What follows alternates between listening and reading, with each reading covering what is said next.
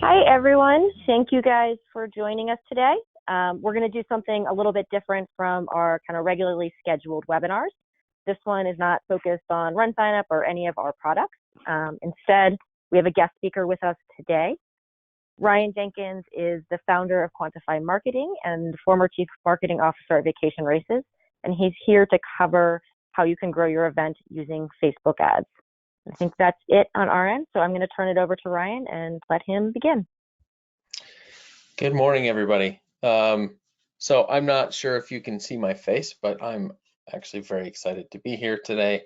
This is something that I have gotten excited about for many years now, and once you learn how to run ads for your event, it's kind of a magical feeling. And I think it's important to be able to have the confidence to advertise your business in general, because that puts your lead flow and your customer pipeline really in your control, and you can throttle it up and throttle it down, and you're not so much at the whim of Google's algorithm and things like that. I'm going to do a background and a high-level overview of some of the principles behind running Facebook ads for your event.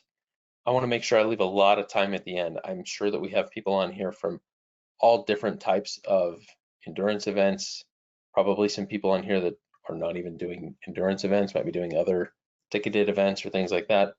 And there are probably people who have never tried Facebook ads, tried it and felt like it was horrible.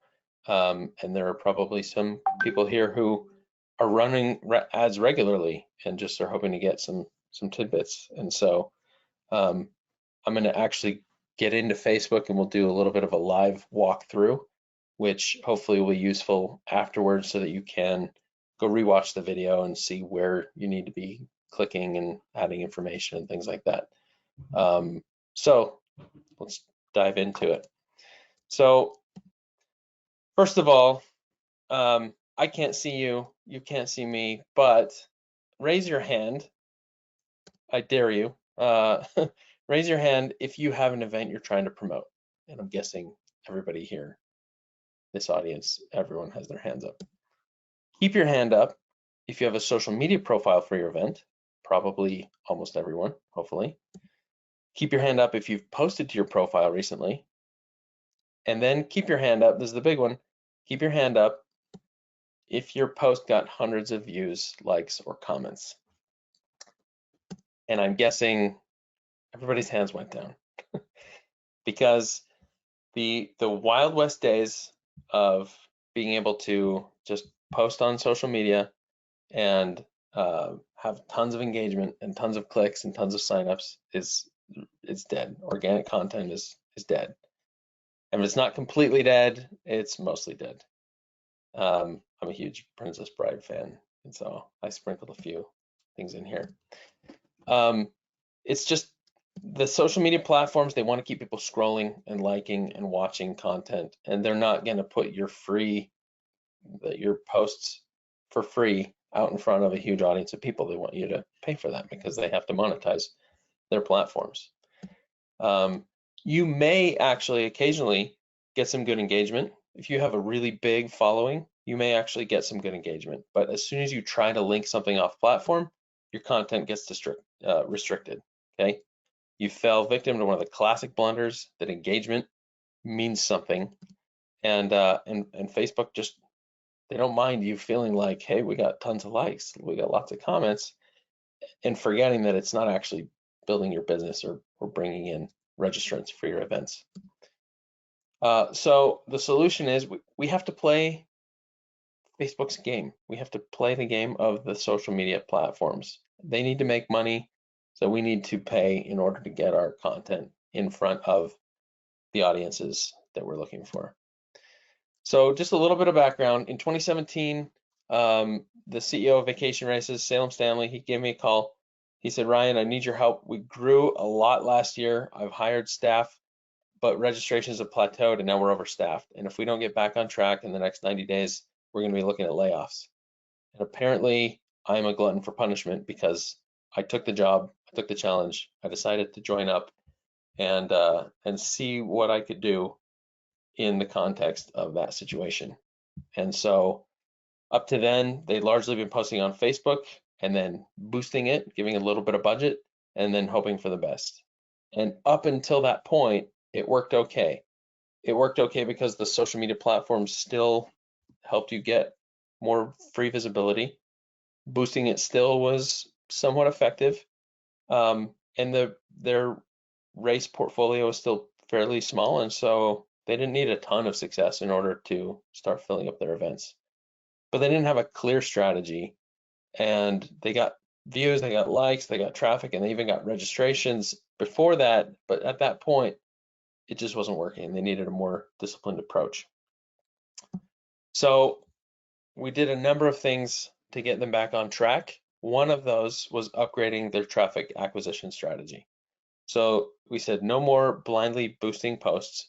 We're going to organize campaigns inside of the ad manager. We're going to be really proactive and structured about this approach. We established guidelines for photography and videography. So one of the rules that I said was everything we post has to be smiling faces in beautiful places. That was our brand. And so all the imagery had to have smiling people in beautiful places, ideally running with a bib on. We had standard formats for our ad copy. We established standard timelines for how we would update our ads when we would send our emails. And so the following few years that I worked at the company, we had record sales and profits. We didn't have to lay people off. And so I'd like to talk to you through exactly how we went about that. Just to go back, so I have now spent about $10 million on ads, some of it Google ads, most of it Facebook ads, and I have a strong belief that this can work very well for events. So I'm not going to be talking about how to set up your ad account. I trust that you can Google that information. You've got to go to business.facebook.com. You've got to set up your business profile. You have to add in some details. You've got to put a card on file, that kind of stuff. That should be fairly easy to find online, and you should be able to kind of find your way through that process. I want to talk about the strategy of how to run ads effectively. So first of all, you've got the campaign level of your account, and I'll jump through to this section, but first there's campaigns, there's ad sets, and there's ads. The campaign is the largest level, and you don't really set a lot of configurations at the campaign. You want to give it a good name, and it's good to kind of establish a structure for that. So maybe it's distances, and then the name of the event. I like to include years. Maybe you start with the year and the type of event, and then the specific event name. But just plan for, if you only have one event, that's great, but you're still going to have, the same event next year and the year after that. And if you have a portfolio of events, it's even more important that you put a good structure to it so that it's easier to navigate around the account. Don't waste your time. So the next thing you'll do when you're setting up your campaign is choosing an objective. Don't waste your time setting an objective of likes, reach, awareness, video views, engagement, Facebook messages, anything like that. Those don't build your business. They're vanity metrics. It feels, you feel all warm and fuzzy inside when you get a lot of likes, but it doesn't actually mean that those people are going to end up signing up for an event. So you primarily want to focus on a purchase, now it's called sales objective, and occasionally a traffic objective, and we'll talk about when to do each of those. Next, you're going to set up your ad sets inside of the campaign. So again, you want to give it a meaningful name.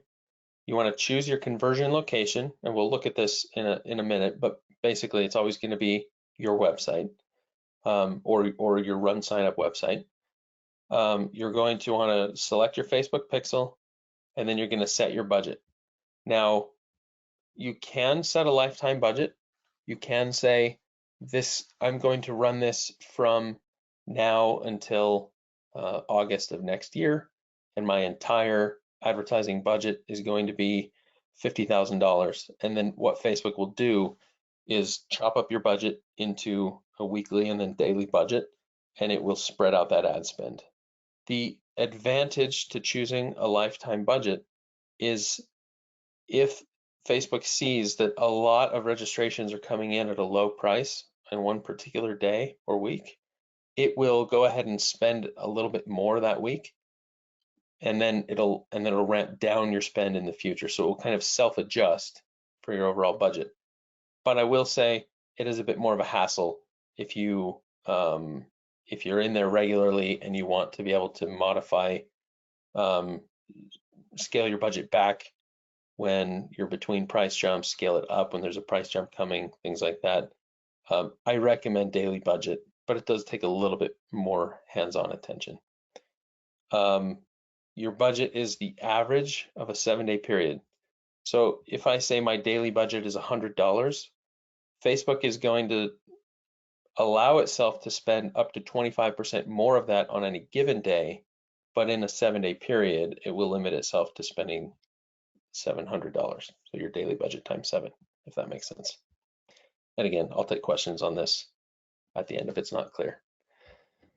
You can spend as little as you want per day. You could spend $5 a day on ads. And I actually think that's okay at the beginning when it's intimidating and you're just learning how to navigate the platform and you're learning what ad sets mean and campaigns mean and all that. But I will tell you that you're not really helping the algorithm if you keep your budget too low. The algorithm needs enough data and it needs to be able to show your ads to enough people that it can see what's working and then go back and optimize and get your ads in front of people that are more likely to convert. If you do, just a tip, if you do decide during your campaign you want to increase the budget, I would bump it up a little bit each day. Otherwise, you kind of shock their algorithm and it may send things reeling a little bit. And then finally, you're going to set your schedule. So you're going to say, I'm going to run this until December 31st or whatever. So that comes into play when you have price jumps. So you may have ads that you're running that all say early bird registration is ending soon.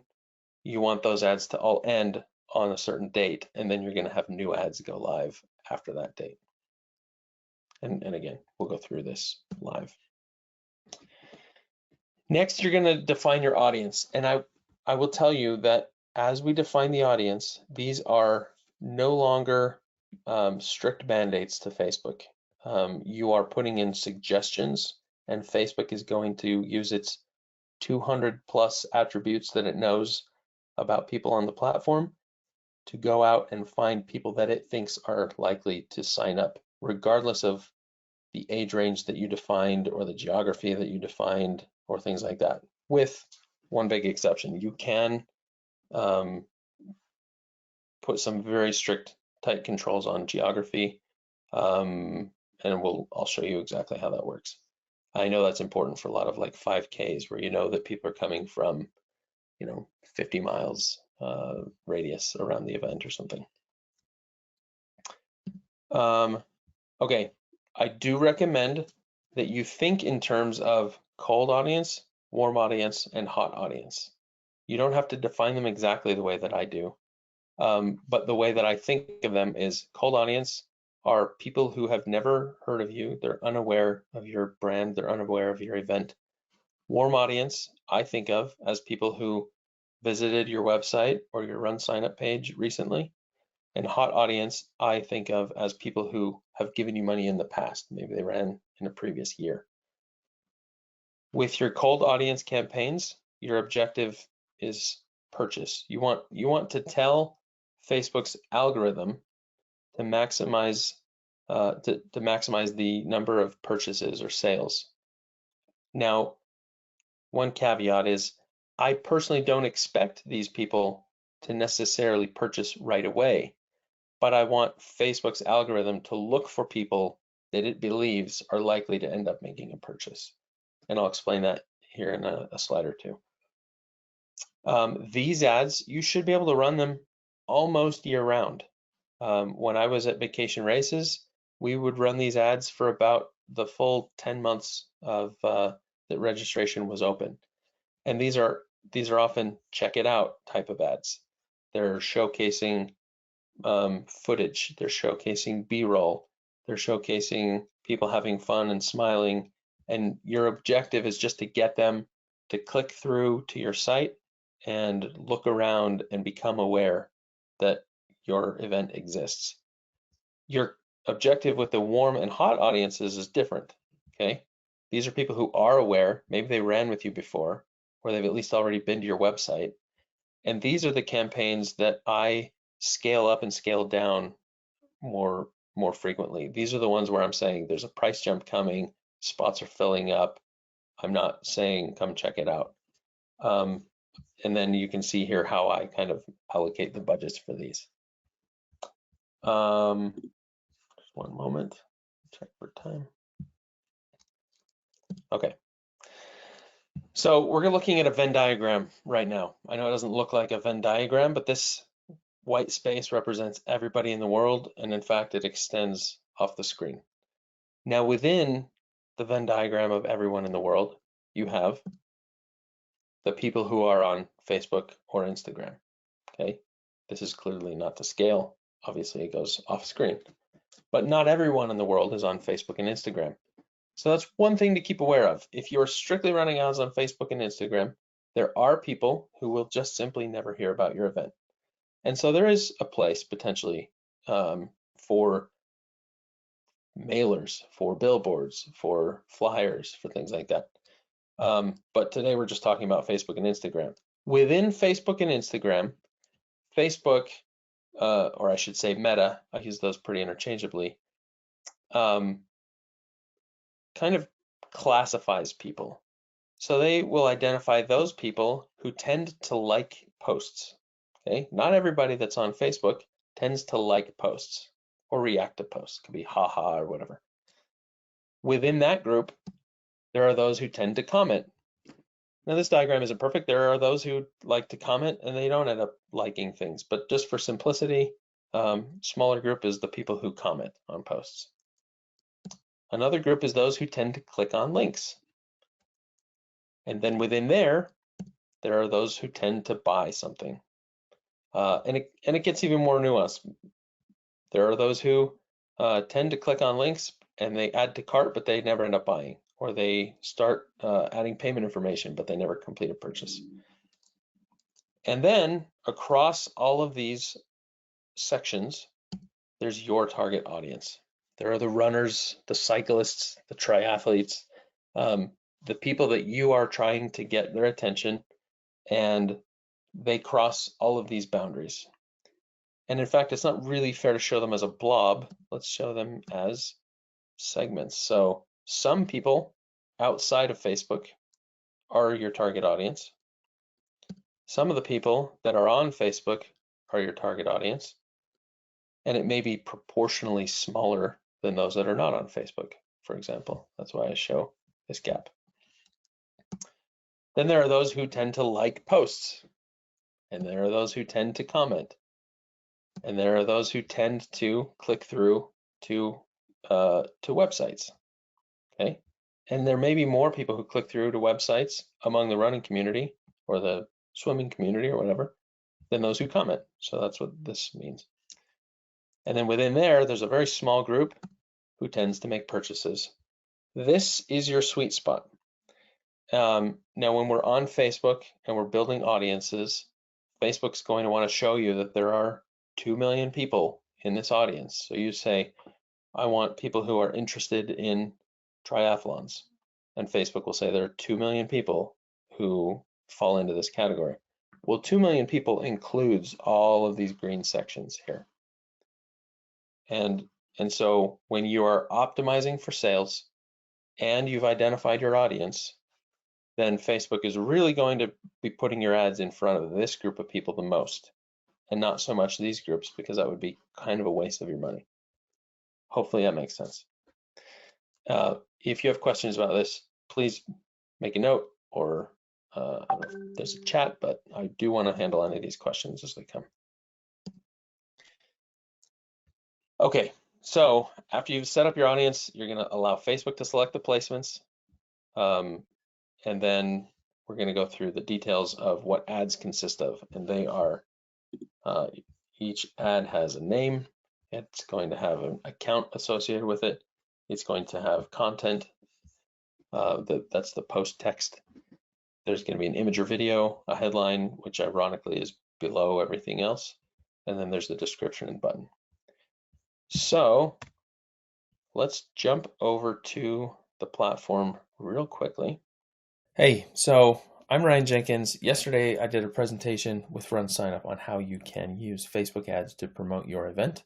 And unfortunately, right when we got to the demonstration part of the presentation, all of Facebook's platform, Instagram, Facebook Messenger, everything seemed to crash for about an hour, which was basically the worst timing that you could have. So I'm re-recording the demo today. I want to walk you through how to do some things within the Facebook platform, and hopefully it becomes a little clearer as we click around. You can see how to use the tool, and it'll become a little bit less intimidating to you. So let me move myself over here to the corner and get out of the way a little bit. And so here we go. Let's go for a ride. Now, when you first get into the Facebook Ads Manager, the interface is going to look like this. There's the name of your account here, just off screen for you because I don't necessarily want everyone to see that. And then you've got some quick filters here. You can filter other things here. So right now I'm filtering just to show this one campaign instead of all my other ones. And then you've got a tab for campaigns, a tab for ad sets, and a tab for ads. Ads are contained inside of ad sets, and ad sets are contained inside of campaigns. So let's go ahead and create a new campaign. We'll show you how this works here. So you're almost always going to want to maximize sales. All the rest of these objectives are largely a waste of time. The one that you may, and I'll explain later, the one that you may sometimes want to run is traffic. There are instances where it makes sense to run traffic campaigns. But generally speaking, you're going to want to go for sales campaigns. Awareness, engagement, these are, Facebook will maximize the amount of people who see your ads, or Facebook will maximize the number of people who are clicking and commenting and liking your ads, but that doesn't build your business. It's going to put you in front of little grandmothers sitting in their apartments who are just scrolling and liking all day, and they're not likely to sign up for one of your events. So you want Facebook to get your ads right in front of the people who have the highest likelihood of purchasing something because they've demonstrated a history of purchasing things off of Facebook. So we're going to select that and hit continue. I don't like the defaults. If you select this option, Facebook's going to choose a bunch of default settings for you, and it doesn't necessarily always make sense. They may think you want to run e-commerce campaigns and sell t-shirts or whatever. I go to manual sales campaign. And so there we go. Here's the new sales campaign created. And so here's a campaign name. We're going to give it a name. I like to follow a structured format. And so if you have different types of events, maybe half marathons, and then New Jersey half marathon. I don't know.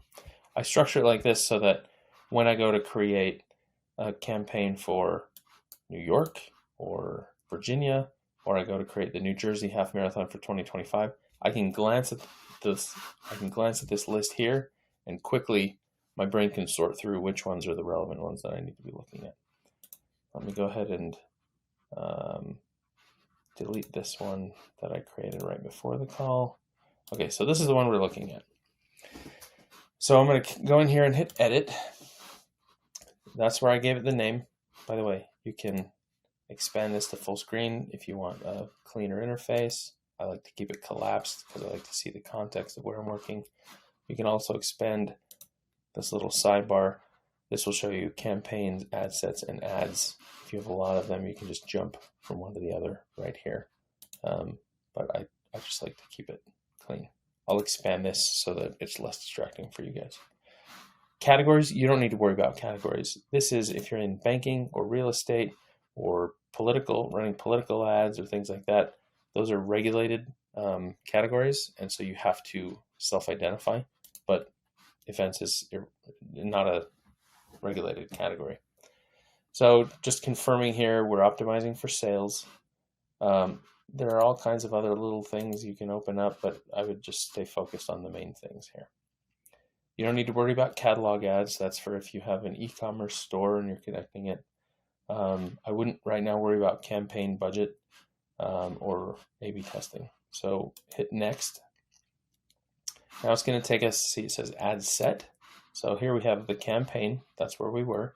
Now we're at the ad set level. Give your ad set a name. So this might be early registration ends soon. Okay.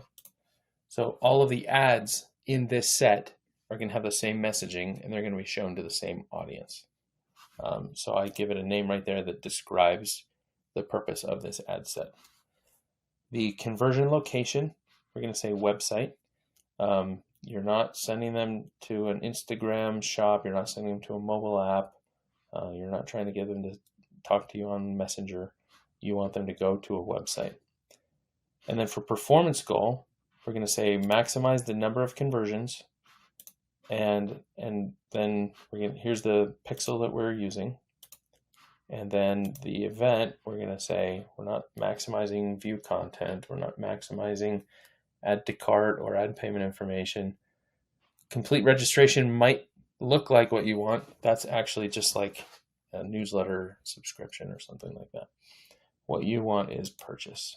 We're going to say maximize the number of conversions, and a conversion to us is a purchase. You can try to set a cost per result goal. I haven't found that this works that well in Facebook, but you can experiment with it. This is one of those variables that you can play around with and see how it works for you. We don't want to use dynamic creative. That's pretty advanced. Here's where you set your daily budget or a lifetime budget. I prefer a daily budget. I like the freedom to just go in there and modify as needed on a daily basis. And if things are going well, I'll bump it up. And if things are not going well, maybe I'll bump it down. In the running space, it can work to have a lifetime budget. You may know we have $50,000 that we want to spend on this between now and June 31st of next year. And what Facebook will do is it'll take this total budget and it will divide it up evenly, and it'll try to spend it evenly across all of the remaining days of your ad set. So that's an option. You can try that. And you'll notice here it says your lifetime budget is set. Sorry, that's not what I thought it was showing you. Was it's going to estimate a daily budget. If it estimates that daily budget at $200 a day, it may end up spending $250 on some days. It gives itself the freedom to ramp your spend up. If it seems like you're getting a lot of registrations, a lot of sales in a short amount of time, and it'll spend extra on those days, and then it'll just spend less in the future. And it's actually the same if you choose a daily budget. So this is where it says you'll spend an average of $20 a day. Your maximum spend is $35, and your maximum weekly spend is $140. So it'll take whatever you set here, multiply it by 7, and make sure that that is the limit of what you're spending in a 7-day period, but it gives itself the freedom to spend more on certain days if it thinks that things are going well. You can set an end date, or you can just leave it open-ended. You set a start date. This start date always, right now it says 10:23. On my clock, it's 10:29. If I tried to publish this, it's going to say that's in the past. So you have to make sure that by the time you go to publish it, it's actually a few minutes in the future, but we don't need to worry about that yet. There it is. So if I click this, see, it'll reset that. Okay. This is advanced. We don't need to worry about that. Ad scheduling, you don't need to worry about. Audience controls. Okay. So this is interesting.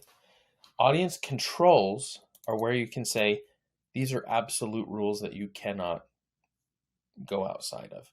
If you have a wine run or a beer run or something like that, and you want to make sure that all the people registering for your event are 21 or older, then you'll come in here, you'll say show more options, and you go to minimum age, you're going to set this to 21. And then here's where you can say, look, I have a 5K. I know nobody outside of 50 miles away from where I'm at is really going to sign up for this. So I'm going to put, I want all my ads targeted on this geographic location. So you set the location. You can come in here and expand the radius. And you say, okay, now all the ads are going to be shown within this vicinity. If you don't want to do a radius, you can just say, well, I think anyone in the state of New Jersey might be interested in this event. And so Facebook will actually just target to anyone in the state of New Jersey. For a lot of you, I wouldn't worry about it too much. It's going to default to United States, and you just leave it there. But again, these controls are absolute. It won't go outside of those because it knows that you may have some regulated business that can only do business in a certain state or in a certain region or with people of a certain age. So that's audience controls.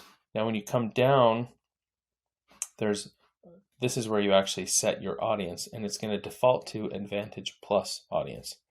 Advantage Plus audience means I'm going to suggest attributes of people who I think would be interested in my events.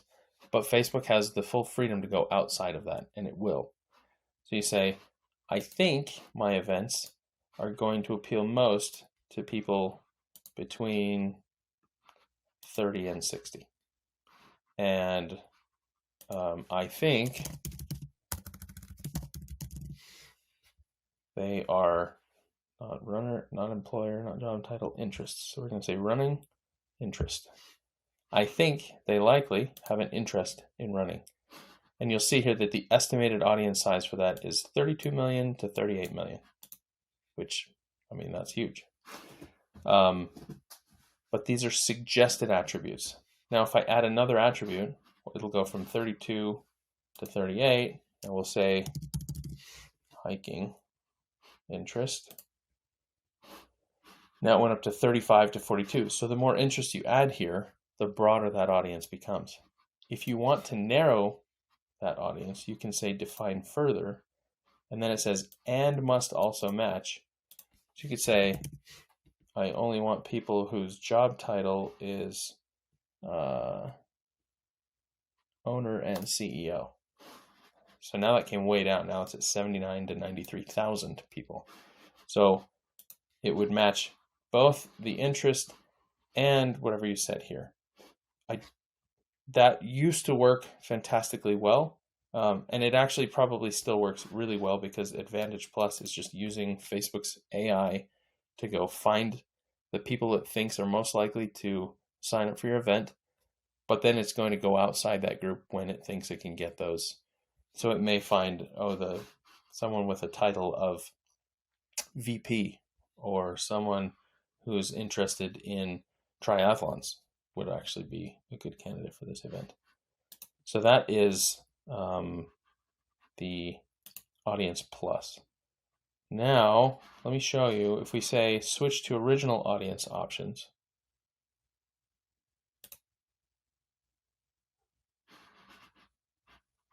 we want to use, and it's going to try to dissuade you away from it, but we can say switch to original audience options. And so now it's a little more explicit. Okay, they're going to try to tell you can get lower cost per results with Advantage Plus, and that very much might be true.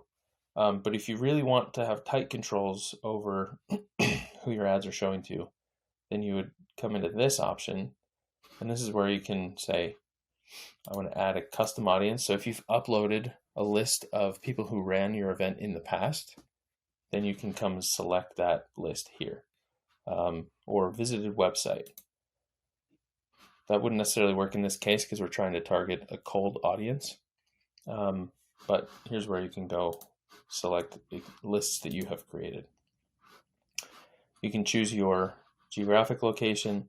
You can choose your age range. You can set genders. You can choose your interests.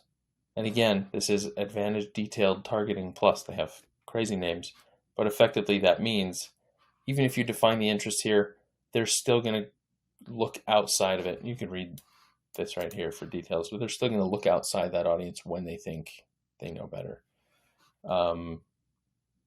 Placements, you used to have to go and manually select, I do want my ads to show on the Facebook feed on desktop, but I don't want them to show on the sidebar. I do want them to show on Instagram, but I don't want them to show on stories. Now, Placements Plus has largely just taken over that. You can go in here and manually set your placements. If you have strong opinions on that, you can turn things off. But I think generally their automatic placements are actually really good. So for simplicity, I would leave that the way that it is. Now, just a little background or a little more context on, I said that we're targeting a cold audience. So early registration ends soon is probably not the best title. This is an audience that has never heard of your event. So I recommend that we create an evergreen campaign that you can run for many, many months at a time, even a year or year round. And it's going to say epic views or something, okay? And all of the ads in this ad set are going to have similar messaging. And it's very high level. Hey, come check out this event. It's an amazing event. Come learn more about it. You're not necessarily expecting that they're going to come sign up right away, but I do still want Facebook to try to get these ads in front of the audience who they think will purchase, because those people will ultimately be more likely to end up purchasing in the future. And we'll create a different ad set, and I'll show you how it differs for people who have run with you in the past, or maybe they were already checking out your website recently. So that's looking pretty good. I'm going to click next. And okay, now we're on the ads. So for this, I might say image 1, epic views. Okay. We confirmed that we're using this Facebook page and this Instagram account to run the ads from. You're going to say, I'm going to create an ad. I don't want to use an existing post. And again, they want you to use all their advanced features. Let's just keep it simple. We're going to manually upload an image. I want to use a single image or video. You can upload a video. I would recommend keeping your video a minute or less, 59 seconds or less, and that lets it appear on stories and reels and things like that. I want to turn off multi-advertiser ads. I'm not a huge fan of them, and if you want to learn more about what those are, you're welcome to click here and see. Set up ad creative. Okay, so I want to run an image ad. I don't have a great image in here. You can just skip the screen. And okay, primary text. I recommend using something like ChatGPT to help you write your ad copy, but Facebook actually also has a good AI built in here. So if you start typing and start drafting your content, it can suggest edits and help you improve it. I like to follow I call it the ELF format, and that is emotion, logic,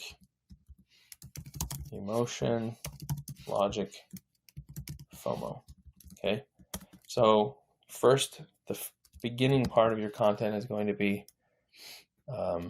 hey runners, check out this epic race with spectacular views in Jersey City. So that's leading with emotion. People tend to make decisions emotionally first, and then they look for logical details, logical information to back up their decision making. So once you have the emotional hook, then you go to logic and you say, race day is June 10th. Registration opens November, let's say December. Typing live in front of people is always fun. You might say distances 5K, half marathon, location. I don't know if this is a real place or not. Okay, that's some of the detailed information they're going to need to know. I would try to bulk out this section a little bit more. You'll see this isn't going to make any sense for. I'm making all this up as we go, but you'll see waterfalls, monkeys, and pink dolphins. It's ridiculous. Okay, FOMO is fear of missing out. So we want to get people to take action, get off their seats and go take action. So don't wait. This event sells out every year. Grab your spot before they're gone. Now, your FOMO should be real. It should be natural. Don't make things up, but you can use real life scarcity to create some urgency here. So instead of this event sells out every year, it could be, let's see,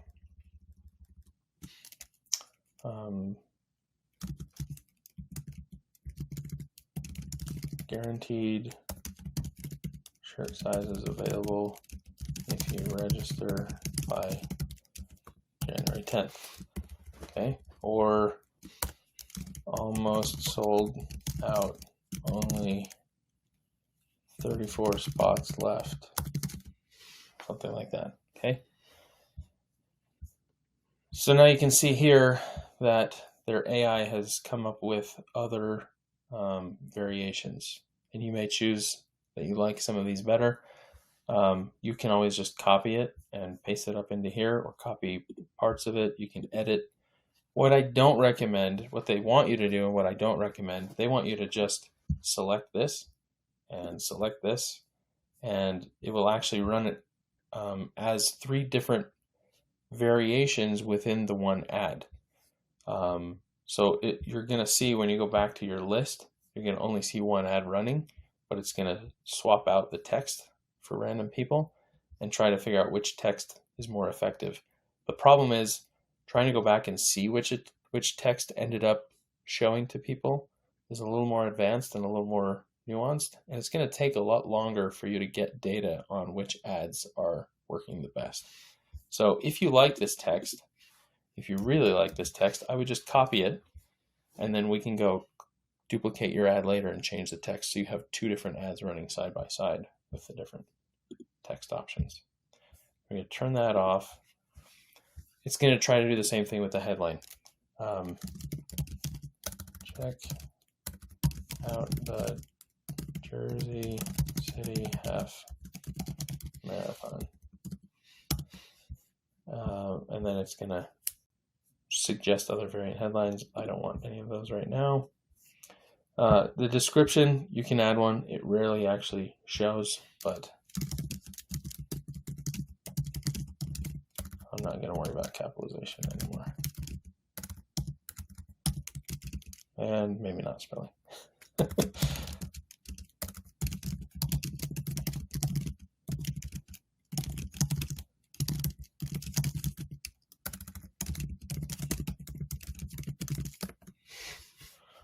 Okay, call to action. So this is in the bottom right corner, right below your image. There's a button. You can show a button, and here's where you choose.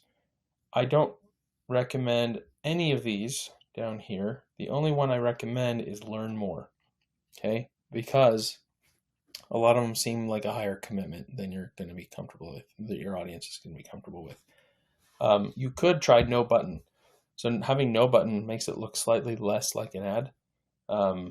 But if anything, you could just do learn more, and people will click through. They're not intimidated to click on learn more. They don't feel like they're committing to something. So we hit next. Here's where you go select your image, and I'm just going to pick a random image that I have here in this account. Let's grab that.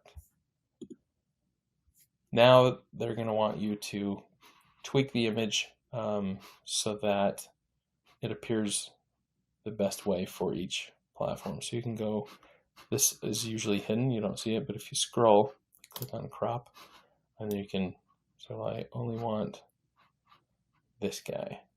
Or maybe I don't want that text. I'm going to resize it down and just grab. And so that's how it would appear for vertical ads. Here it's too small, so I'm going to crop it. I'm going to say that's how it will appear for horizontal ads, and here's how it will appear for square ads. If you want to let their AI generate more images for you, you can, but again, keep it simple. You don't want too many ad variants running at the same time. It'll cost a lot more money before you get conclusive data.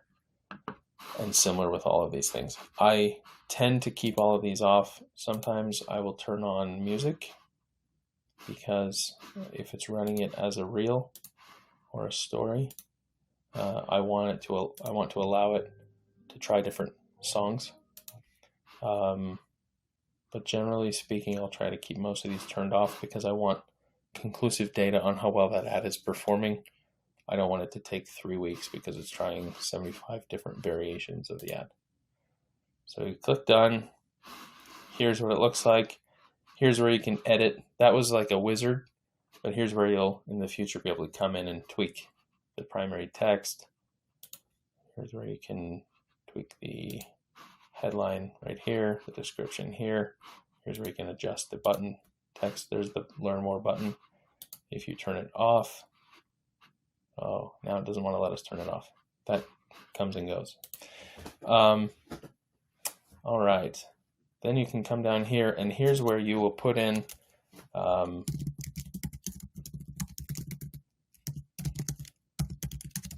making this up. I don't know if there's a Jersey City half or not. So this could go to your website, or maybe it goes to runsignup.com/Jersey City half, whatever the URL is. Send it to your sales page. Send it to your event details page. You want to show off this event. You don't necessarily expect that this group of people who've never heard of you before are going to sign up right away. So you want to take them to a page where they can see lots of photography, lots of imagery.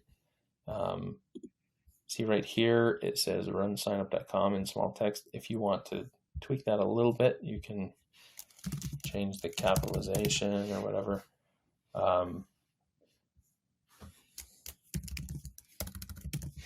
Gotta have an actual URL there. You can tweak that. I wouldn't worry about it too much. I would turn this off. You don't need any browser add-ons. Tracking. Okay, so you're going to want to turn on website events, make sure that your pixel is loading. I would turn on offline events and make sure your pixel is set for that as well. It's a little more advanced, but just turn it on. Your URL parameters, you can add those here. I like to click build a URL parameter. And then for campaign source, I'll say Meta. For medium, paid social. For campaign name, I leave that dynamic. For campaign content, I leave that dynamic. And what that will do is if you have Google Analytics, it will push information into Google Analytics showing which campaigns and ad sets and ads people ended up clicking on, so you can actually look at your ad performance inside of analytics. So that's it. Once you're done, you can go back, review all of your settings, make sure it all looks good, and then you hit publish, and you're good to go. Now, when I said earlier that you may sometimes want to run traffic campaigns, here's why you might want to do that. We said that this campaign, and actually I'll rename this to be a little clearer, cold, or let's say sales.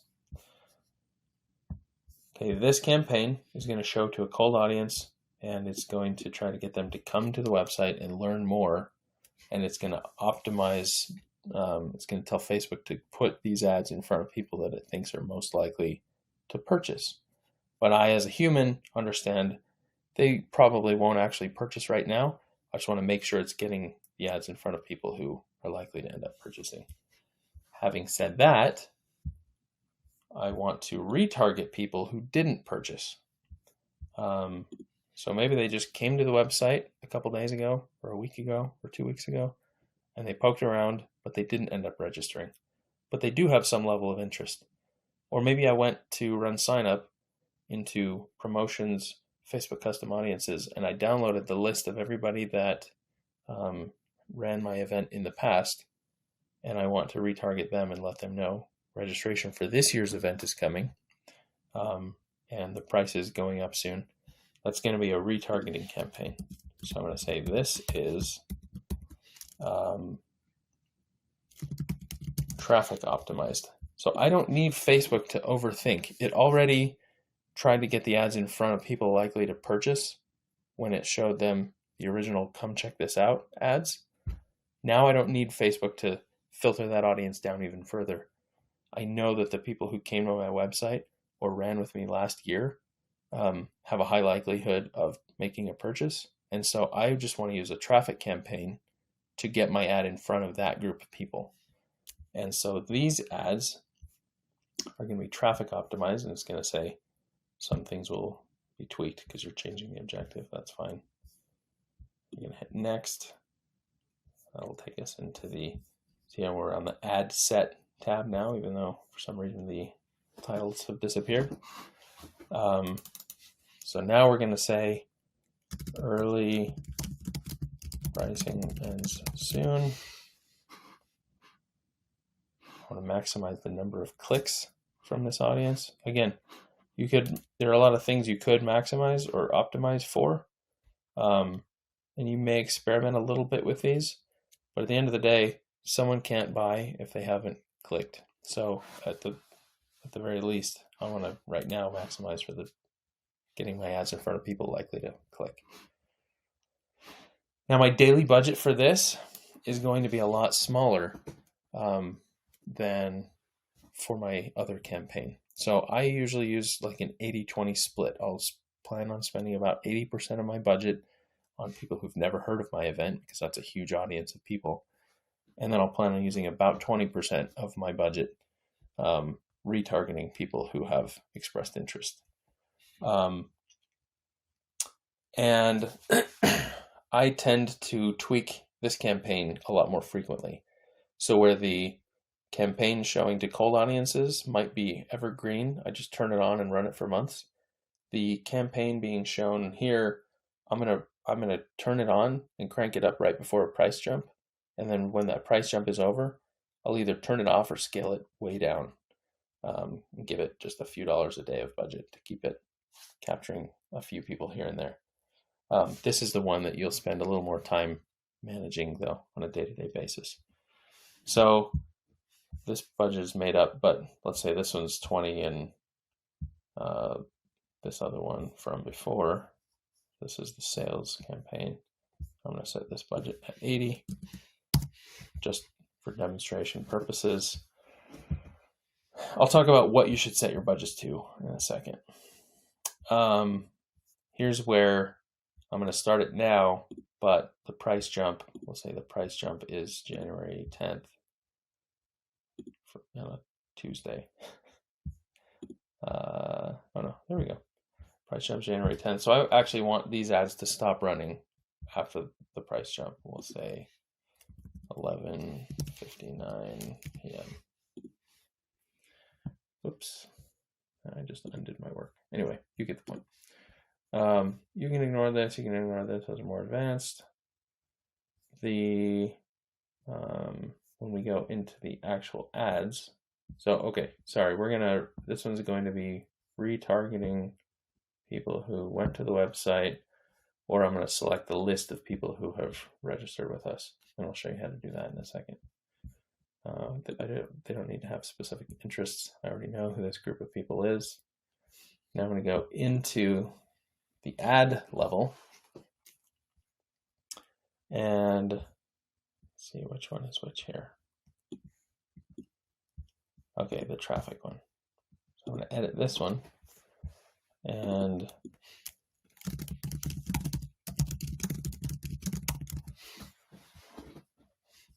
here's where I'm going to, that's weird, it didn't duplicate. Facebook is glitchy. They are the largest, glitchiest platform I've ever seen. Your ad copy in this one is going to be more like, because these people have heard of you, they have some familiarity. So you're going to say, don't miss your chance to get the very pricing available for the upcoming, I'm ignoring the typos.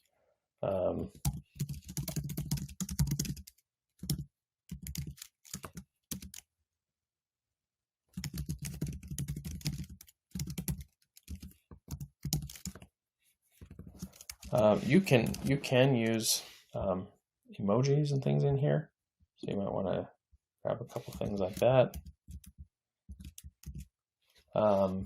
just to draw attention. Again, all the other things work the same way, so I'm not going to really stress out about them too much. You get the gist. Skip and continue.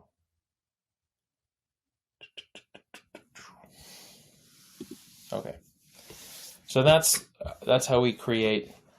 You now have two campaigns. One is optimizing for sales for the cold audience. One is optimizing for traffic for the hot audience, the retargeting. And they're configured slightly differently. Now, when you set your budgets,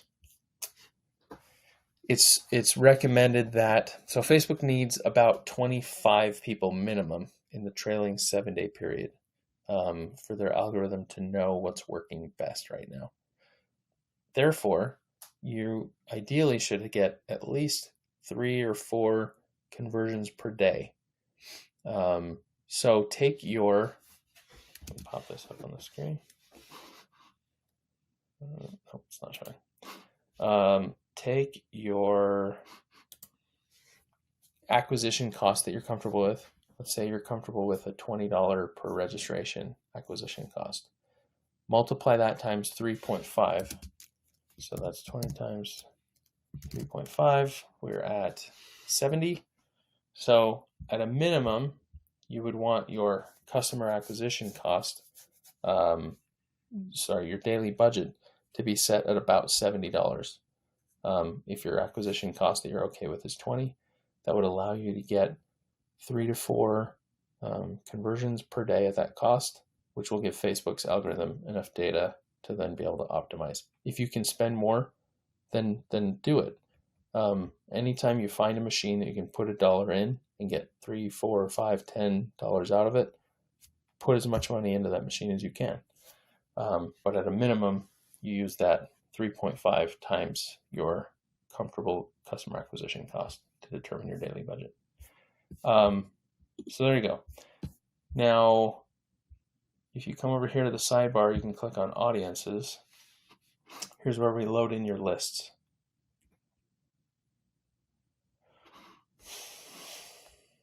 So we're going to say create audience, custom audience. You can say this is from our website. Maybe you want to tell Facebook, let's just go through it. From the Qwantify Pixel, any website visitors in the last 30 days, we're going to call them website visitors. Okay? Or maybe you want to say, I only want people who went to a specific page. So the URL contains, and this is going to say, so if you have a portfolio of events on your website, and your website is whatever, half marathons / Jersey City, then this would create an audience from everyone who went to the Jersey City page. And then you can say Jersey City website visitors. You can bump this up as high as, is it 360? No, 180. It depends on which type of audience you're creating. So for web traffic, you can go as high as 180. I would probably keep it at a maximum of about 45 days. Anything beyond that, they probably don't remember they went to your website, or they're not that warm of an audience. Another option is you can say, I have a customer list, and you can, this screen is not that useful. Go to this and click upload file. Run signup is amazing because when you go to promotions, Facebook custom audiences, you can download a list of people who ran with you in the past, people who ran with you but are not currently registered, or all of your current registrants. And you can upload that straight into Facebook, and it's optimized so that you don't even have to like map fields or anything. You just upload it and it knows what all the different fields mean: first name, last name, city, state, zip code, all that stuff. So that's amazing. That's where you would do that. Other options are they watched a video, they engaged on our Instagram account, they engaged with our Facebook page, things like that. Generally, you're going to use website and customer list. And then, again, when you go back to the ad manager, you would use those custom audiences and select them when you are creating your ad sets. So you're targeting. All right, so that's it. If you have questions, please don't hesitate to reach out. This is a very complex platform, and there are 100 different variables that you could fiddle with in there. That's why some people do this for their full-time job like me. If it's overwhelming, don't hesitate to reach out. But it's also accessible. So if you want to get started, you want to start experimenting, you're not going to get the very best performance if you set a budget of $5 a day. But if you're intimidated by the platform and you just want to dip your toes in and start experimenting and start running some ads and seeing what happens, it's fine. Create a campaign, give it a $5 a day budget, upload some images, run some videos, and get over that hurdle of intimidation. So don't hesitate. Thanks for taking the time to watch this training presentation on promoting your events with Facebook ads. I'm Ryan Jenkins. I've been doing this for over a decade. I've spent over $10 million on ads across Google, Facebook, and other platforms.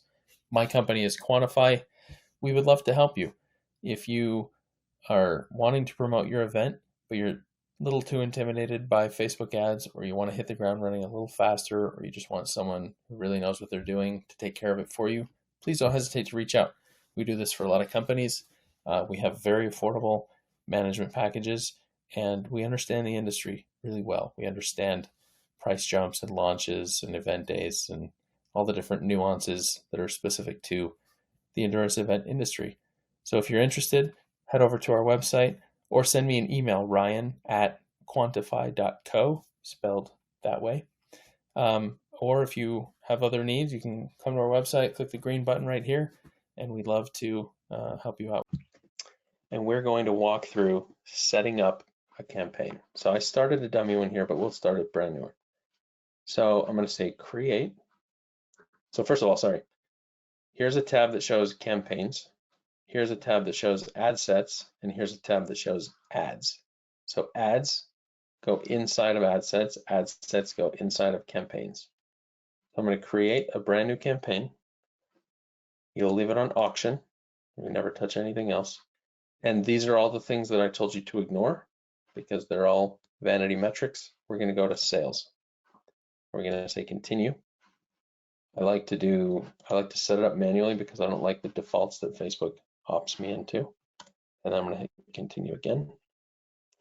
Okay, this is where we give it a good name. So I might say 2025.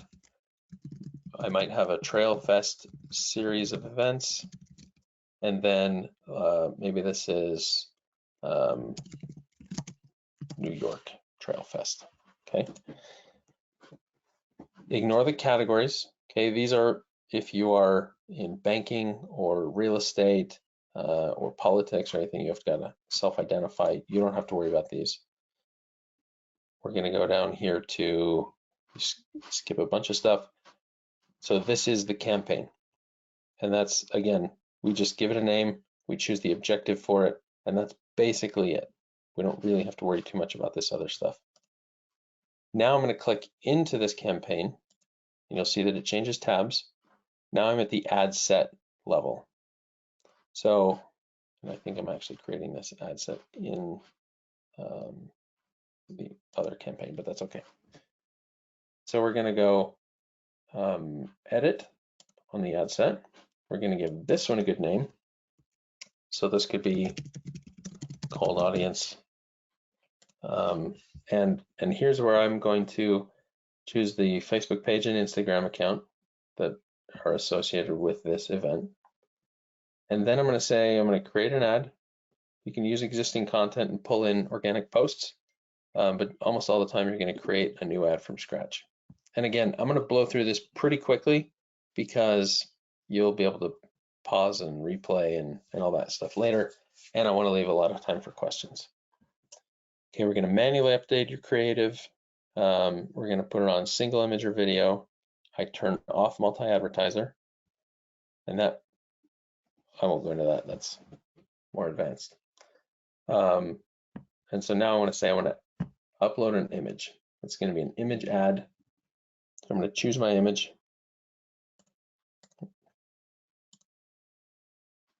Hang on, let me refresh. Something's glitchy. Facebook is a very glitchy ad platform. With as much money as they make, it has a lot of weird bugs that show up on a regular basis, and also they put brand new features in every single day. And so you'll start to see as you work with it that that's just the case. And 96% of what we walk through will be valid tomorrow, but they may add a new feature or take away a feature. Okay, so here we are. I'm going to rename this again.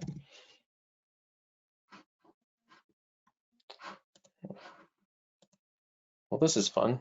This is always the fun part of live demos.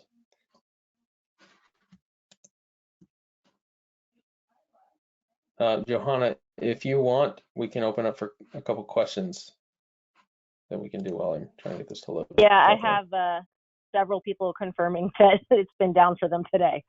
So okay. It sounds like it may be a meta problem that's going to hold this up. What we can do too is if you want to show the final steps later, you can just do a quick video on your end of the final end of it when it's back up, and we can send that out as a kind of follow-up. Okay. Let me talk through some of the principles real quickly. So when you're creating your ads, you want to don't get distracted by all the different options. Facebook's platform has dozens and even hundreds of variables that you can tweak, and that's why people like me do this as a full-time job, because there's an infinite amount of testing that you can do with your campaigns. But to keep it really simple, you're going to run images and potentially videos. If you have good videos, you'll upload those. For your ad copy, Facebook will try to get you to create 5 different variations of your ad text, 5 different variations of your headline, things like that. Keep it simple. The more variations that you add, the longer it takes and the more money that it costs for Facebook's algorithm to figure out what works, because it's going to put all the different combinations together. So 5 ad texts times 5 headlines, that's 25 different combinations that it's going to run in your ad. So keep it simple, just put in 1 ad text, put in 1 headline and 1 image and run that as an ad. And if you want, you can come right here to duplicate, and you can duplicate the ad and tweak the text and run 2 ads against each other. I definitely recommend trying to run around 3 ads at a time if you can. I would not recommend running more than 4 because it's going to pick a winner very quickly and it's not going to give a lot of attention to the others anyway. So I would try to do 2 or 3, maybe 4 ads. I recommend following a format of, I call it the ELF format. So emotion, then logic, then FOMO. So when you write an ad, you want to start with emotion. Great news, we're opening up registration on the 21st for the New York Trail Fest 2025. Come experience this spectacular, beautiful destination, something like that. Then below that, you're going to want to say the logical information that they need in order to make a decision. What's the race date? When does registration open? What is the distance? Where is it located? How much does it cost? And then below that, you're going to want to put in the FOMO, the fear of missing out. So you're going to say, this event sells out every year. Get your spot now, before it sells out. Or the price goes up in 6 days. Lock in your spot now so you get the best pricing, things like that. And you should follow the emotion, logic, FOMO format for your ads on your website, in your emails, everywhere. Okay, that's just a good principle for selling your events. If you have good video, use it. There are great resources for photography. If maybe it's an inaugural event, you don't have good photography at that location, you can potentially find photography on Unsplash or Pixabay. If you're not a great designer, you don't have a lot of tools for designing, Canva is a great resource for designing those image ads. I wouldn't recommend necessarily just putting up a photo by itself. I would try to overlay some information like the event name, the registration opening date, things like that on top of the photo. So the only metric that really truly matters, once you get into Facebook, it's going to try to show you a lot of columns for engagement, for click-through rate, for the impressions, for reach, frequency, things like that. At the end of the day, the only metric that really matters is your return on your ad spend. And you can measure that as a percentage, you can measure it in dollars. I look at it as money in versus money out, and I keep a daily spreadsheet, and I'll actually give you guys access to I'll give you a link to a spreadsheet that I use that I go in and update every couple of days. You need to factor in that some of your registrations are people who just found you, maybe on Google or on a race directory. Some are going to be referrals from other runners. Some will be people who ran in a previous year. What you care about is the blend of revenue that you're getting compared to your ad spend. So if in a given month you've spent $10,000 on ads and you've made $50,000 in revenue, then that's a 5-to-1 return on your ad spend. So yes, you probably paid more for some of those because they came through ads, but you paid less for some because they came from your email list. And in the end of the day, you just want to make sure you're getting the blended returns. Know what your safe cost per acquisition is. That includes the cost of medals and shirts and bibs and all the other things that you need to do to put on your event. So you need to know, if I'm charging $50 for an event, I'm comfortable spending up to whatever, $15 to acquire a person who will come and run the event. Be very clear about that so that when you look at your performance spreadsheet, you have an indication of whether you're paying too much or paying too little.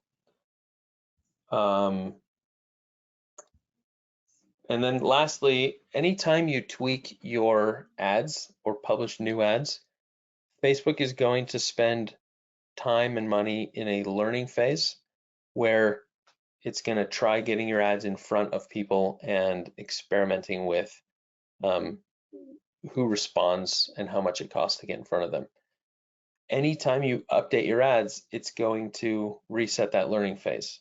And so what you don't want to do is get in there every single day and start tweaking things and adjusting headlines and adjusting budgets and adjusting links and things. You want to turn on your ads. You want to give them enough budget that they can start gathering data, and then you'll want to just let it run for at least a week before you come in and start fiddling again. People get nervous about it. People start wanting to fidget and tweak settings, and you're not doing any favors. You're going to stay in that inefficient learning phase, and Facebook will never really know what the best audience is to get your ads in front of. So let's jump to questions. Great. Yeah, we've had some coming in, and I imagine we're going to get some more as we start to go through these. So let me get the first batch. First question was kind of at the beginning of the webinar. What is a Facebook pixel? What is a Facebook pixel? That's a really good question. So your Facebook pixel, when you first create your account, Facebook gives you a script, a little script of JavaScript code for you to go drop into your website. And that helps Facebook identify after someone has clicked on an ad and left their platform, they can see who ends up making a purchase, and it reports it back into Facebook, and it tells Facebook which ad they clicked on. And that way Facebook knows, okay, this ad ended up resulting in a sale, and that sale was for this amount of money, and therefore this ad is profitable, things like that. Run Signups platform actually makes it super easy. It's got one little spot that you go in there and you just paste in your pixel ID, and it takes care of the rest. Run Signup keeps track of who started, who looked at your event page, who started to check out, who added payment information, who completed a registration, and pushes that data back into Facebook so that Facebook has the most complete information available in order to optimize your ad performance. Kind of staying along the same lines there. In order for sales to work as an objective, does your pixel have to be set up? Yes. Yeah, it does. If your pixel isn't set up, Facebook will do its best. Remember that diagram that I showed, the pie chart? It will do its best to run ads in front of the people that it thinks are most likely to purchase. But it's a hypothesis that Facebook is using, and it won't know if its hypothesis is correct unless it has that data coming back from Run Signup showing who ended up actually signing up.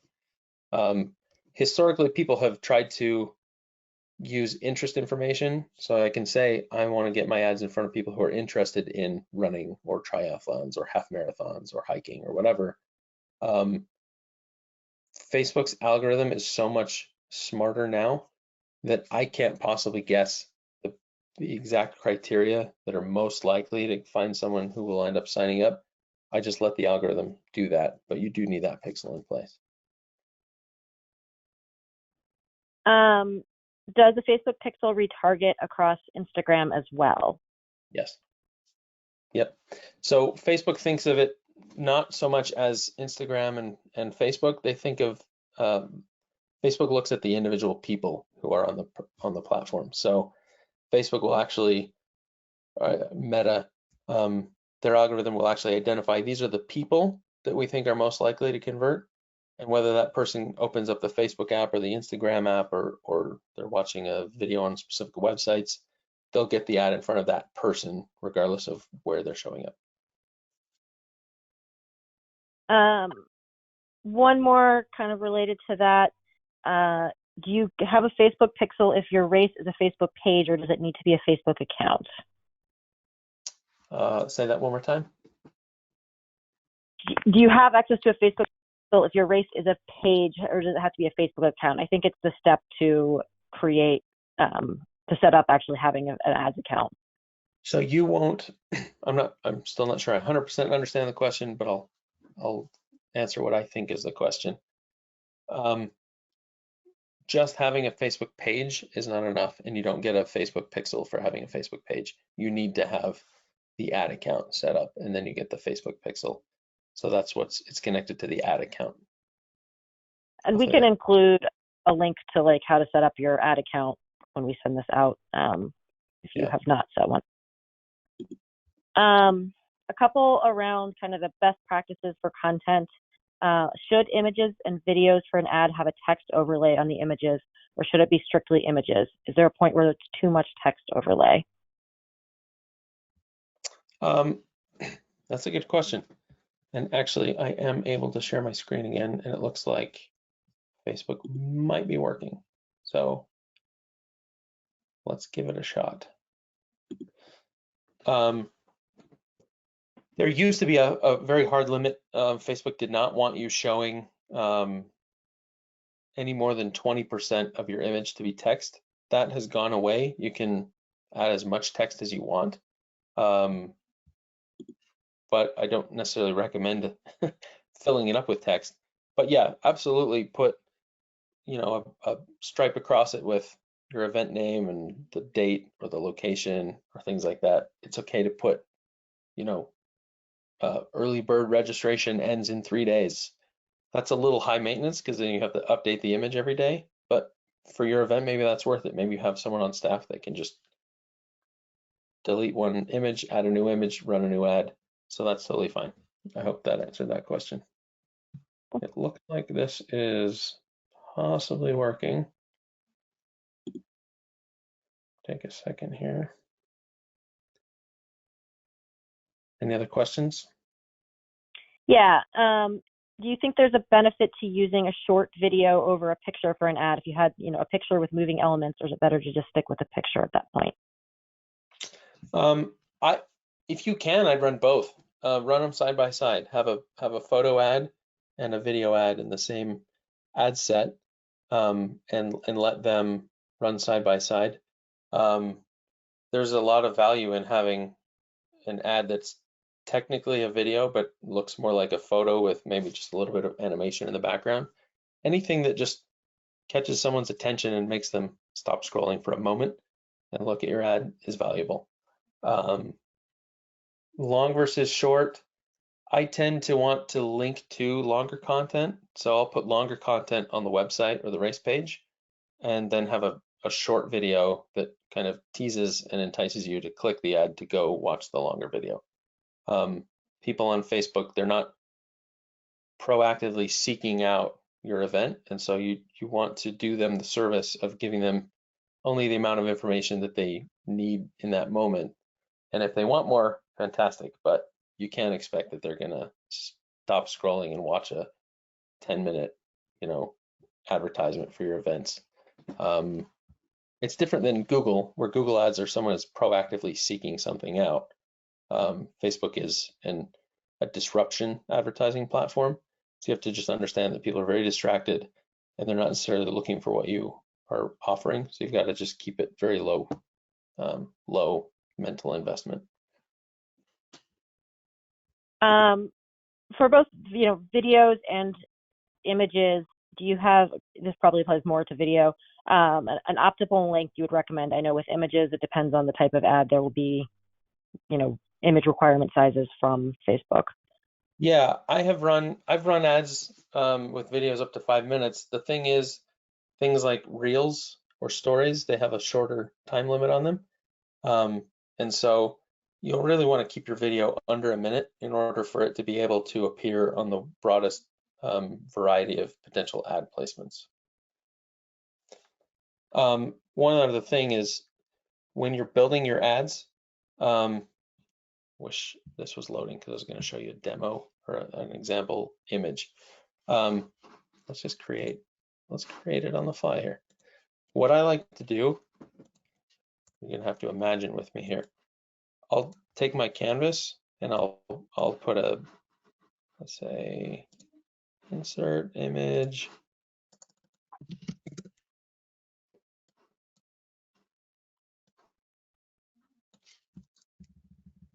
Okay, so I'll make a canvas like this, and then I'll put my ad content right in the very middle of it. And the reason that I do that, obviously this text is humongous, but I'll try to keep it as centered as I can because in some placements, the ad that they show is only going to be wide like that. And then if it tries to run your ad on some of the video placements, it's going to be the reverse. So it's going to be really tall. And so if you put all your content in the very center and then you put lots of space around it, then once you upload your image into Facebook's platform, you can crop the sides off or crop the top and bottom off and make it fit the different placements that you want it to appear in. And again, I can make a follow-up video about this. There we go. Okay, let's see what we can do here before it breaks again. When you're editing your ad set inside of the campaign, you want to choose your destination is going to be a website. You're going to say for your performance goal, it's going to be maximize conversions. Right under that, it's going to say basically what do you consider a conversion? And we're going to say a sale. And then here's where you're going to set your daily budget. Now, for your daily budget, I recommend that, let's say that you are comfortable with an acquisition cost of $20 per registration. I would set a minimum daily goal of $20 times 3.5. So in other words, you want Facebook to be able to afford to buy at least 3.5 registrations per day. And the reason for that is Facebook's algorithm wants to see about a minimum of 25 sales in a trailing 7-day period in order for the algorithm to have enough information to optimize. And so this 3.5 times 7 would get you up around. So if, let's see, 20 times 3.5 is 70. So you would want a $70 daily budget at the very minimum. And there it goes again. In order to run those ads effectively.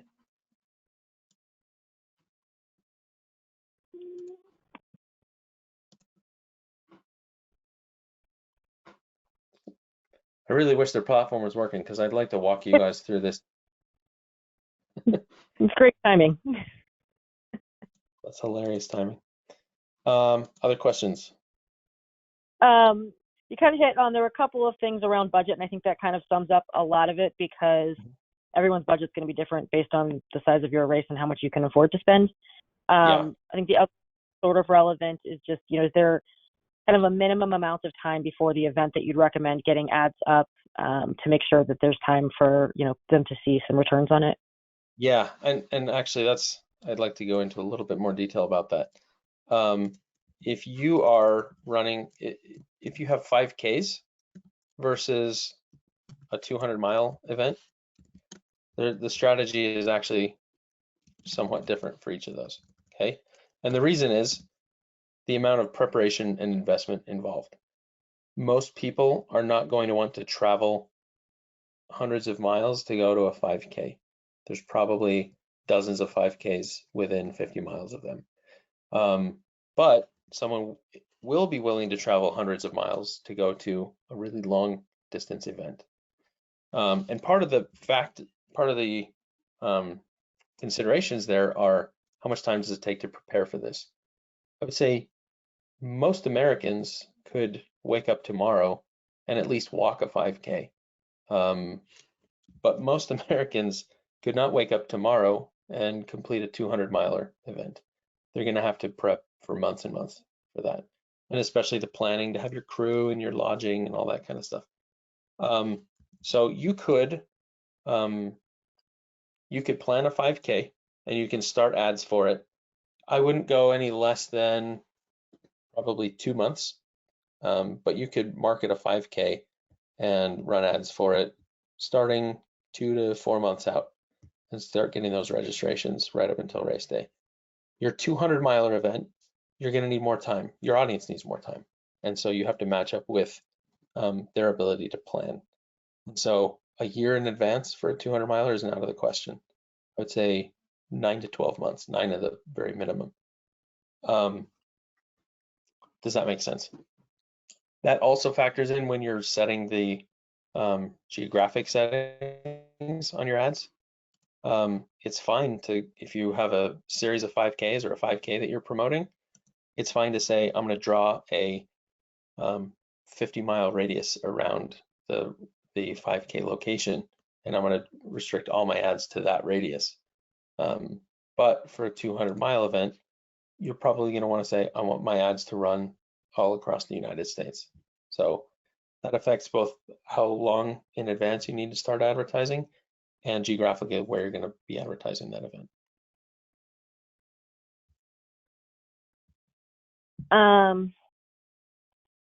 Slightly different. This one actually kind of related earlier.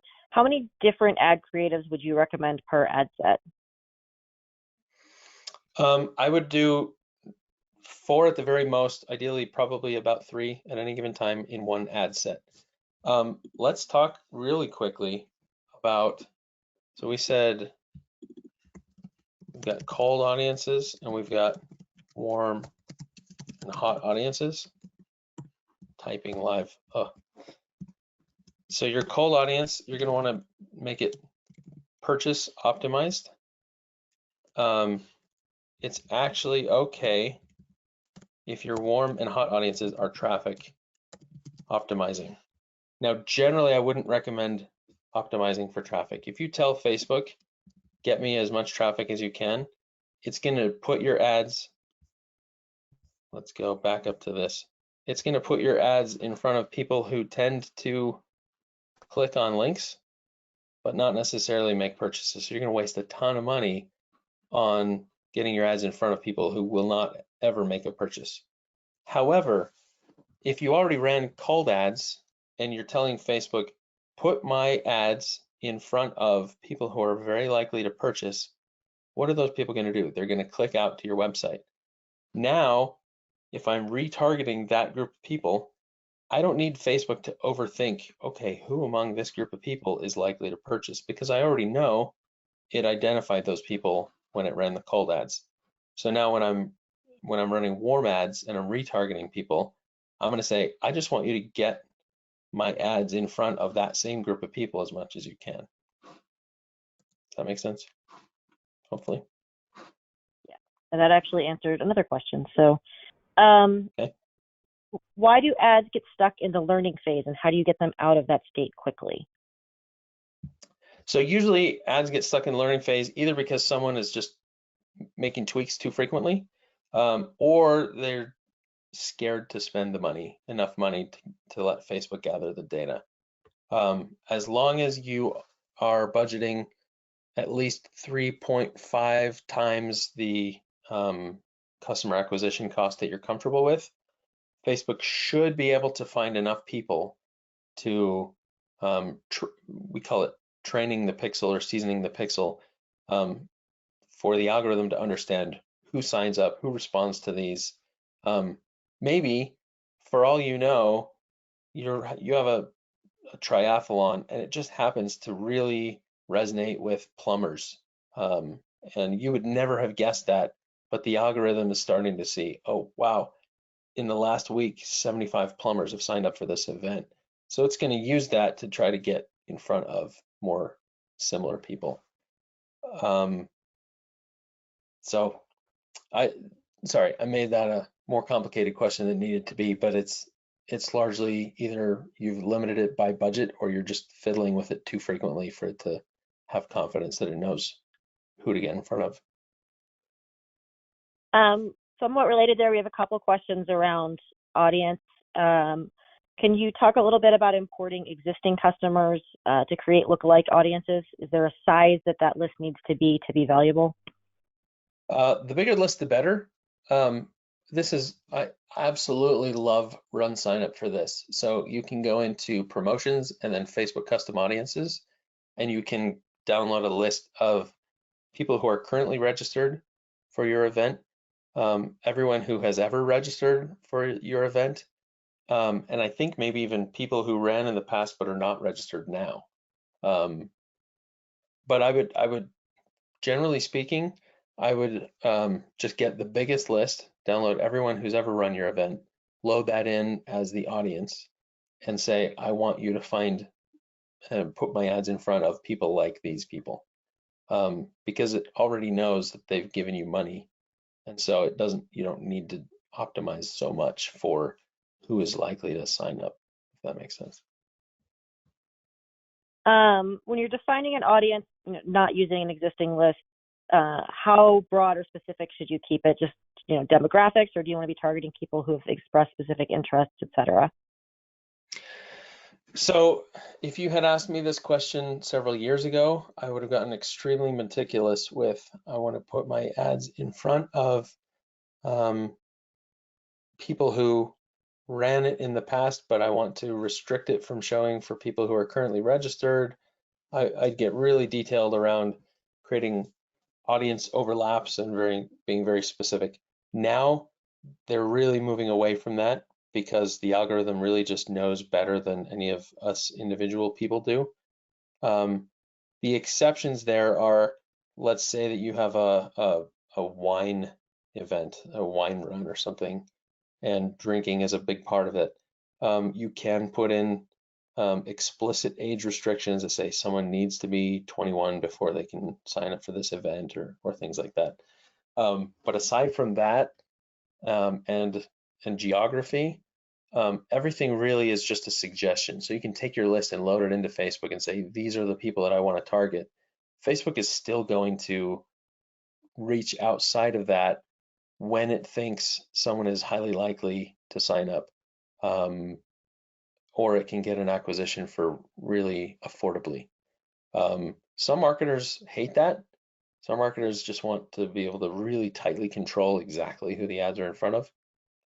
But more and more, we're just learning to trust the algorithm and recognize that, the AI thinks on a far more complex level than I can. And so I just let the algorithm go find the audience. Can you explain when you're picking your goal, why you choose sales and not, things like awareness or traffic when you're starting your campaigns? Yeah. So my grandma has a mobile phone and she scrolls Facebook all day long. She's never going to sign up for an endurance event. So if you go tell Facebook, I want to maximize views, imagine all of the people like my grandma who are going to view the ad and never do anything, never take any action. So if you tell Facebook, maximize views, it's going to get it in front of all the people who view a lot of stuff. If you tell it maximize likes, it's going to get it in front of all the people who tend to hit like, but they are not your audience. And so you've got to resist the siren call of some of those vanity metrics, and you have to just tell the system, really at the end of the day, what I care about is sales, registration. And so it's that obviously restricts the audience a lot. It increases the cost because you're getting in front of such a tightly targeted audience. The cost to get a click from one of those people over to your website is going to be higher, but they're so much more qualified and they're so much more likely to end up registering that it ends up being worth it. You don't want to waste your money getting your ads in front of people who are just the wrong audience. Just a couple more. We should be able to wrap up soon, but our event is a charity event that's under the direction of a local nonprofit under a different name. For ads to be more successful, should we have a Facebook page that is dedicated specifically to the event to tie to the ad account? Okay, that's an interesting question. I will have to go back and re-listen to it to make sure I fully understood exactly what it was, but I think what you're going to want to do, and if this would just load, you can actually set a partner. So let's say that your event is whatever, the Dallas, Texas Half Marathon, and you have a charity partner that is Dallas Homeless Dog Shelter or something, and they have a page, you can mark them as a partner. And so when you run ads, it's running the ad as both the Dallas, whatever I said, half marathon and the Dallas Dog Shelter. They'll need to approve that. You can't just tag someone and run it as if you were them, because then I could just say, make it look like Disney endorses my events or whatever. But that is a beneficial thing. And so if they approve it, then it will help inform Facebook of what audience to get those ads in front of. And then hopefully I didn't completely missed the point of that question.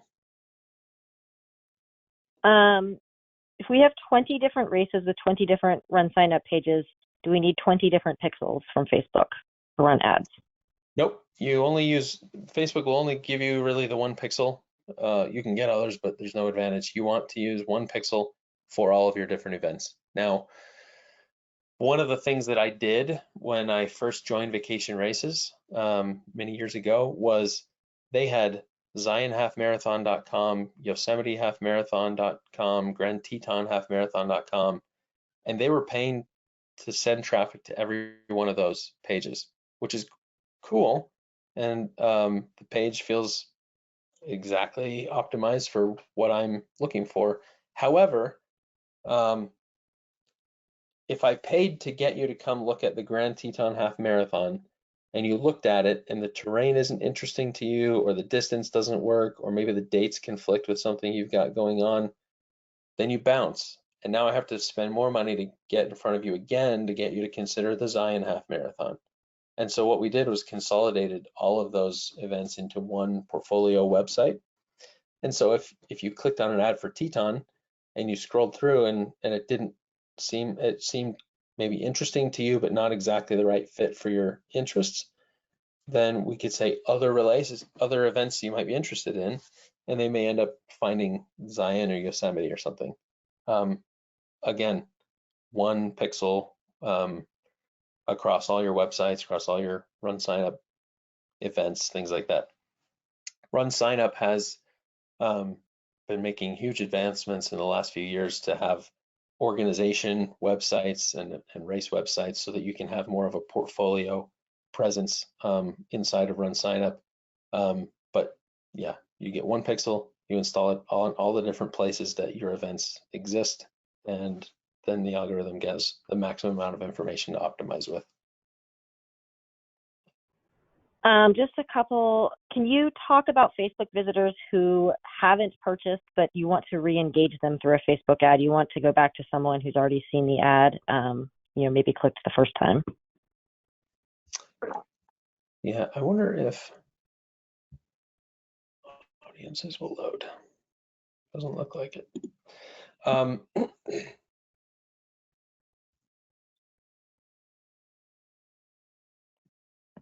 Oh, it shut up for a second. See if I can hit it.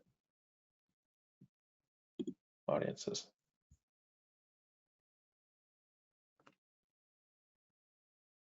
Will it work? Nope. Okay, so you can upload lists of people who've run your events before, but you can also say, I want to create an audience, and that audience is defined by they've been on this website, or they've been to this specific page on my website. So one of the things that I've done is say, anyone who went to the Yosemite page on the Vacation Races website, I'm going to create an audience around them and mark them as interested in some level in Yosemite. And then as a price jump is coming and I'm starting to run ads under the hot and warm ad sets, to talk about the price jump, I'm going to say retarget all the people who were on that page in the last 90 days and let them know that the price jump is coming and now's the time to save money or things like that. You can create negative audiences. You can say, I definitely don't want to show my ads to people who reached the registration or the confirmation page. You don't want to waste money showing ads to people that completed a registration. So that is a good strategy. I just wanted to keep it super simple today, but yeah, these are all really good ways that you can level up and improve the targeting accuracy of your ads. This one, for international audiences, do you recommend running ad creatives in the geographic location's audience language, or does Facebook automatically translate content? They do not automatically translate. There are oftentimes they'll show a translate this button or text near the ad. But if you are capable of translating the ad for them, that's going to be more effective. And I use the sign up button in my ads, which links to our registration page. If we're targeting for a cold audience and we're not pushing sales, is there a different button you would recommend? Great question. I recommend always either using learn more or not using a button. So if you use a button, it is a little more obvious that it's an ad. So there's one thing to consider. If you're going to use a button, I use learn more because it's less intimidating. People aren't going to be worried that if I click this, I'm committing to something. So use learn more. You can use sign up in the ads that you're showing to those warm and hot audiences when you're actually trying to get them to make a commitment. But even then I would consider using learn more. You just have to experiment with it a little bit. Awesome. I think that covers the vast majority of questions, if not all of them. Some of them were a little bit of overlap, and I think we hit pretty much every major point. But Sure. Thanks for spending an hour with us, even though Meta wouldn't cooperate. There's a fair amount to take away, even without some of the visuals that I know you wanted. So I'm happy to record a video and share it with this group afterward if you'd like, or you're also welcome to send me an email. I have contemplated putting together a community for people who are running ads and want to just be able to ask questions on a regular basis and maybe have someone do a gut check and look at what they're running. So if you're interested in that, you can send me an email. But yeah, I like to just help people. I love the events space. I love endurance events. I love the people who sign up for them, and it's just a great, awesome, inspiring group of people. And so if there's anything I can do to help you guys out, please don't hesitate to reach out. My agency's been doing this for years. We understand the nuances of running events compared to, selling widgets on a Shopify account. There's a whole different level of complexity when you have price jumps and race dates that move around, or you got a launch coming and things like that. So happy to reach out. Please ask me questions. I like being part of the community, and I'm happy to engage in any way that's helpful to you guys. awesome. And we will include Ryan's contact information as well in the follow-up email. So if you want to reach out, you can. All right, I think that's it. Yes. Thank you, guys. If you like what you've seen here today on Run Signup's YouTube channel, please feel free to like and subscribe. Comment below with your favorite thing we did today. Tell all your friends, and happy running days to you. Right. Every video is going to have that at the end of it now. Absolutely. Why not? Why? That was Joel, everybody. I'm a software developer, but I moonlight as a YouTube sensation. Hi, Mom.